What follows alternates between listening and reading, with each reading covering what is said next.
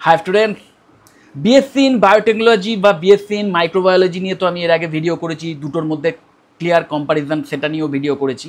তো আজকের এই ভিডিওতে আর একটা নতুন কোর্স অ্যাড করছি, মানে আমার ভিডিওতে নতুন কোর্স বিএসসি ইন বায়োকেমিস্ট্রি।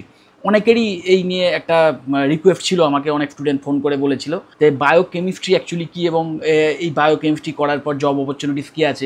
তো আমি ভাবলাম ঠিক আছে, তাহলে বায়োকেমিস্ট্রির সাথে সাথে বায়োটেকনোলজি এবং মাইক্রোবায়োলজি এই তিনটেকে নিয়েই একটা কম্প্যারিজন ভিডিও করে দিই, এবং এই ভিডিও থেকে তোমরা জানতে পারবে যে BSc in biochemistry, BSc in microbiology এবং বিএসসি ইন বায়োটেকনোলজি এই তিনটের মধ্যে কোনটা প্লেসমেন্টের জন্য বেটার।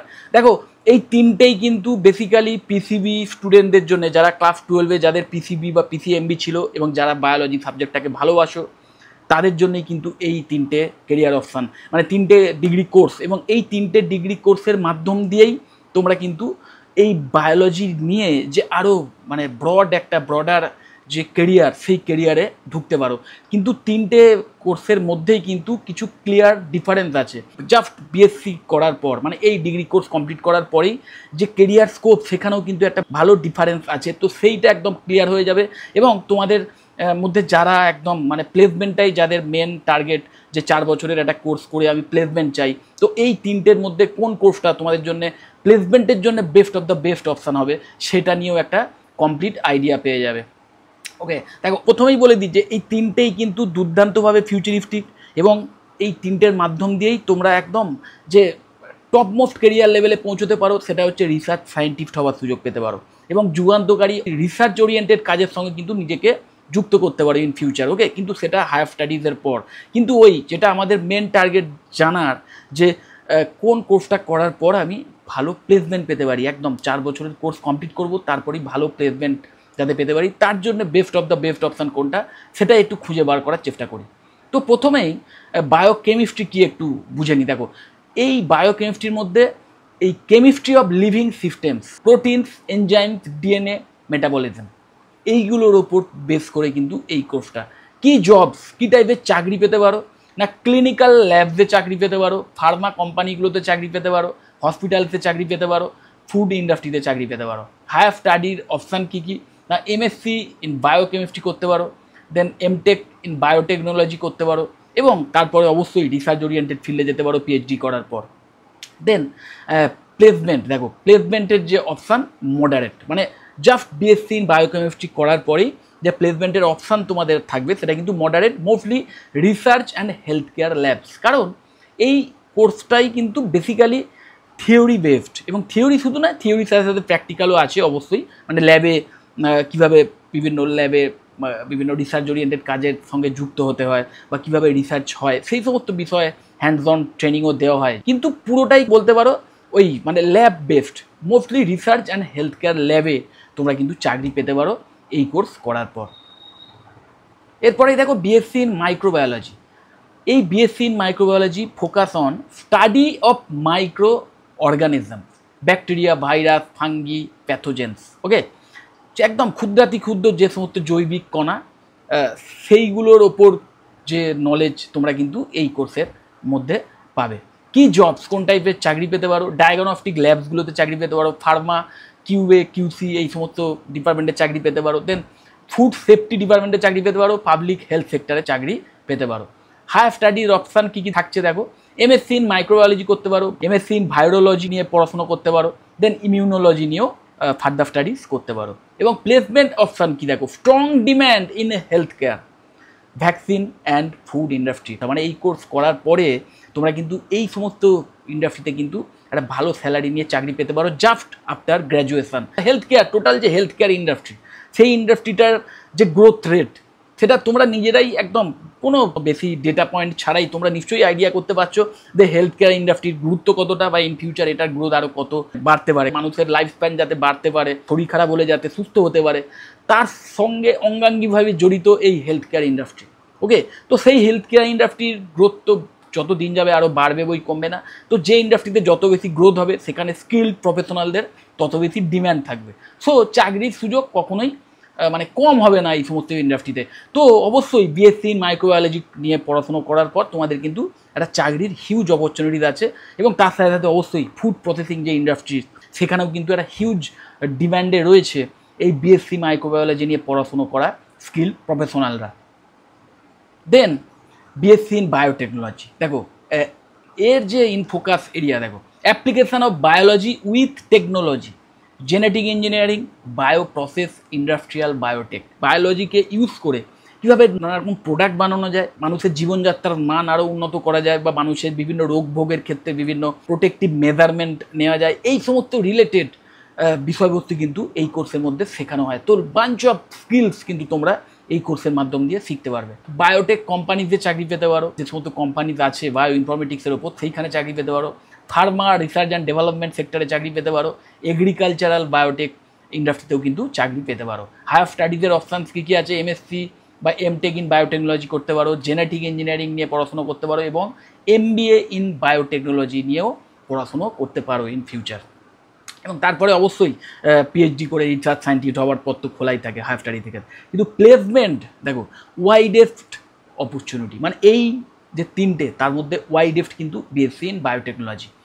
হ্যাঁ, কারণ বায়োটেক ফার্মসেও তোমরা চাকরি পেতে পারো, আইটি বায়ো রোলসেও চাকরি পেতে পারো, বিভিন্ন স্টার্ট আপ, সেই সমস্ত স্টার্ট আপেও যে কোনো মানে বায়ো রিলেটেড বা বায়োটেকনোলজি রিলেটেড যে স্টার্ট আপগুলো সেখানেও কিন্তু চাকরি পেতে পারো।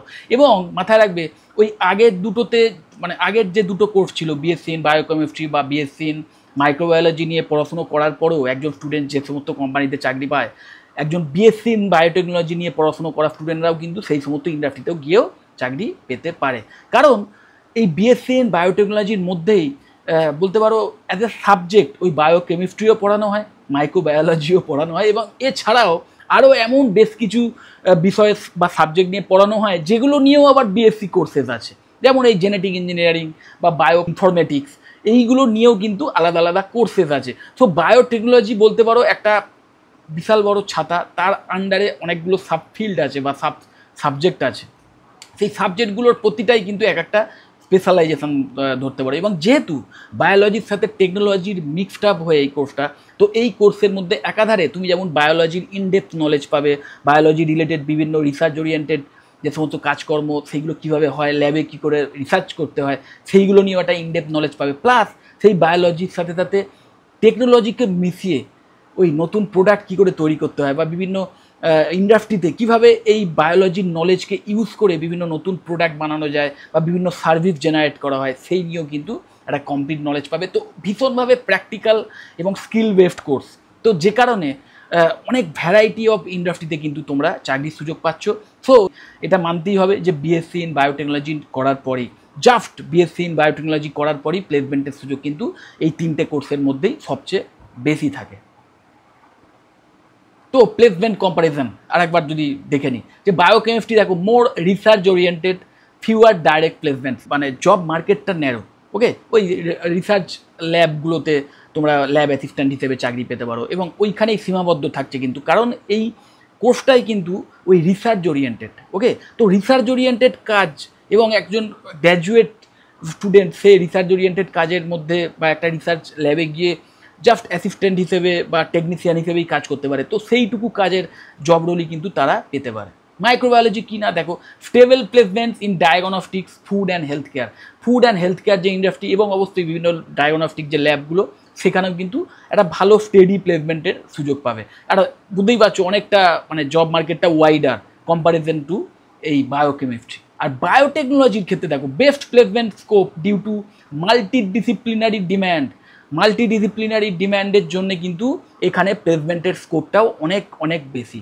ফার্মাতে, এগ্রিকালচার ইন্ডাস্ট্রি বা আইটি বায়োটেক যে ইন্ডাস্ট্রি বা রিসার্চ ওরিয়েন্টেড ফিল্ডে, সেই সমস্ত জায়গায় তোমরা কিন্তু চাকরির সুযোগ পেতে পারো। তো এটা বলাই বাহুল্য যে প্লেসমেন্টের ক্ষেত্রে যদি তোমাদের মেন টার্গেট হয়ে থাকে যে 4 বছর এই বায়োলজি সেন্ট্রিক একটা কোর্স করবো এবং তারপরে একটা ভালো প্লেসমেন্ট আমার চাই, তাহলে best of the best option হবে এই BSc in biotechnology.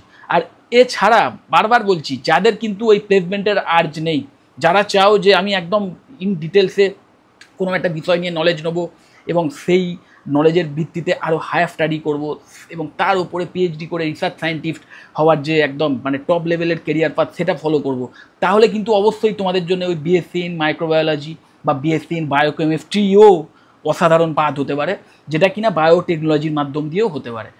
So choose based on interest plus career goals, দুটোই ইম্পর্টেন্ট। ওকে, কেরিয়ার গোলটা কি সেটাও বুঝতে হবে, যে তোমার হয়তো 4 বছর পরই মেন টার্গেট যে একটা চাকরি চাই আমার, ওসব রিসার্চ ওরিয়েন্টেড কাজ ফাজ ওসব পরে ভাববো, কিন্তু আগে আমার 4 বছর পরে একটা চাকরি চাই। তাহলে একদম বিএসসি ইন বায়োটেকনোলজি অথবা মাইক্রোবায়োলজি বেস্ট অপশন হবে। বিএসসি ইন বায়োকেমিস্ট্রি করার পর কিন্তু চাকরির সুযোগ অনেকটাই কম থাকে। ওকে, তো সেই ব্যাপারটা খেয়াল রাখবে, এবং তার সাথে সাথে তোমার ইন্টারেস্টটাও মাথায় রাখবে, যে ওই সিলেবাসটা আমি দিয়ে দেবো, সিলেবাস দেখে যে সাবজেক্টটাকে বা যে সিলেবাসটাকে বেশি ইন্টারেস্টিং মনে হবে তোমাদের, সেটাকেও দেখবে। দুটোকে মিক্সড করে তোমার ওই, যদি তোমার প্লেসমেন্টের ওপর খুব একটা আর্জ না থাকে বা প্লেসমেন্ট পাওয়ার ক্ষেত্রে খুব একটা আর্জ না থাকে, তাহলে অবশ্যই তোমরা কোন বিষয়ের ওপর তোমার বেশি ইন্টারেস্ট আছে সেটাকে বেশি প্রায়োরিটি দিতে পারো এবং সেইভাবে কোর্স চুজ করতে পারো। তো যাই হোক, যদি এই 3টে কোর্স সম্পর্কে আরও কোনো এক্সট্রা তথ্য আমার থেকে জানতে চাও, এবং অবশ্যই যদি কোনো কলেজ সম্পর্কে তথ্য চাও, যে কলেজগুলোতে বেশ অ্যাফোর্ডেবল ফিজের বিনিময়ে এই কোর্সগুলো অফার করা হয়, অবশ্যই আমাকে কল বা হোয়াটসঅ্যাপ করতে পারো, আমি তোমাদের কমপ্লিট ইনফরমেশান দিয়ে দেবো। যদি মনে হয় ভিডিওটা হেল্পফুল, অবশ্যই লাইক করো, চ্যানেল যদি সাবস্ক্রাইব না করে থাকে এক্ষুনি সাবস্ক্রাইব করো, আর এই ভিডিও যতবার শেয়ার করে দিও। টাটা।